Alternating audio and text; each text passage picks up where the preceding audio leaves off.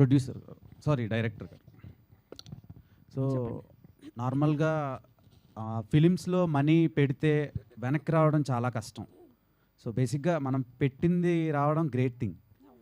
So ఇవన్నీ తెలిసినా కూడా మీ అబ్బాయిని లీడ్గా పెట్టి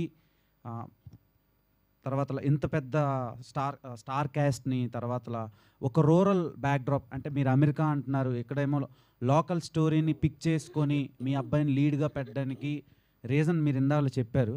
కానీ ఇప్పుడుండే ఎకనామికల్ స్ట్రాటజీ ప్రకారం మినిమం ప్యాడింగ్ ఉంటేనే ఓటీటీ మార్కెట్ అవుద్ది, యాజ్ వెల్ యాజ్ చూడటానికి కొంచెం పెద్ద ఆర్టిస్టులు ఉంటే జనాలు ఎక్కువ టికెట్ కొనే ఛాన్స్ ఉంటుంది. అంటే ఇన్ని 360 డైమెన్షన్స్లో చాలా ప్రాబ్లమ్స్ ఉంటాయి.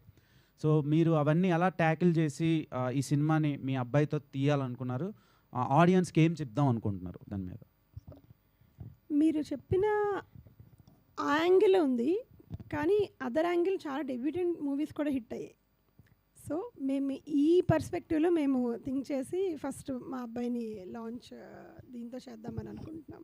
ఎందుకంటే ఆబ్వియస్లీ అంటే పెద్ద పెద్ద కాస్ట్ అవన్నీ కూడా అన్నీ హిట్ అవుతాయి, అవన్నీ it all depends upon there luck and the movie